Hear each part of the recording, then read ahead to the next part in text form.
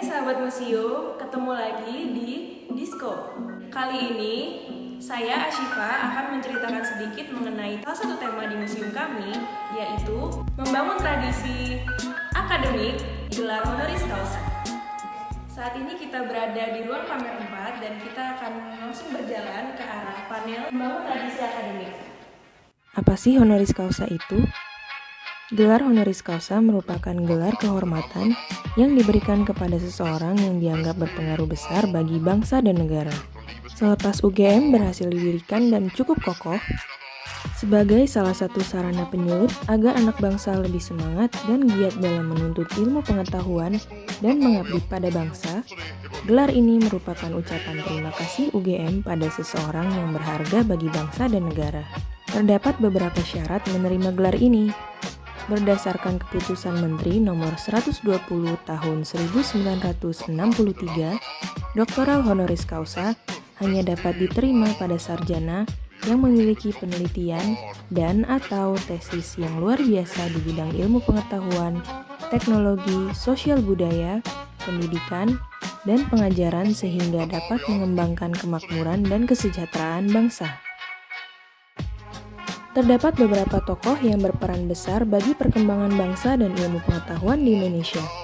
Di awal kelahiran UGM, beberapa tokoh tersebut kemudian dianugerahkan gelar honoris causa oleh UGM.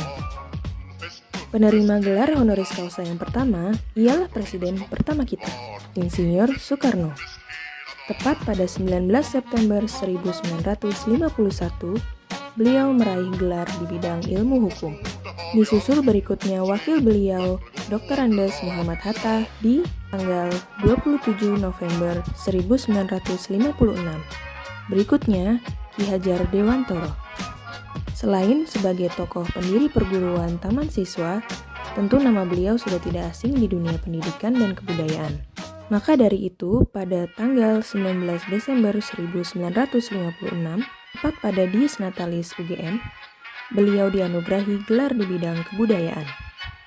Bhumibol Adulyadej. Beliau adalah Paduka Yang Mulia Raja Thailand sejak 9 Juni 1946 hingga 13 Oktober 2016.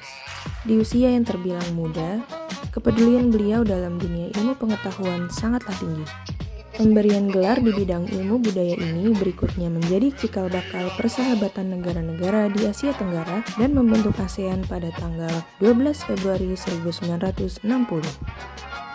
Disusul berikutnya pada tanggal 30 November 1962, Paduka Yang Mulia Pangeran Norodom Sihanouk dari negara Kamboja mendapatkan gelar honoris causa di bidang ilmu keuangan. Kemudian yang terakhir kami abadikan adalah Diosdado Macapagal, merupakan Presiden Filipina ke-9 yang mendapatkan honoris causa pada tanggal 24 Februari 1964 di bidang ilmu politik. Sebenarnya masih banyak tokoh yang belum kami sebutkan satu persatu. Namun, yang sudah saya sebutkan tadi, yang sudah saya ceritakan tadi adalah salah satu contoh bahwa UGM menjunjung tinggi ilmu pengetahuan dan berperan juga dalam politik dunia. Berbicara mengenai honoris causa, tentu tidak lengkap tanpa membicarakan koleksi kami ini. Sebuah stempel ijazah dan wadah honoris causa. Zaman dulu berbeda dengan sekarang yang menggunakan printer dan cap. Cap ini merupakan yang digunakan untuk stempel resmi ijazah. Sedangkan wadah ijazah honoris causa ini adalah yang diberikan untuk serah terima bagi penerima dari kalangan eksekutif.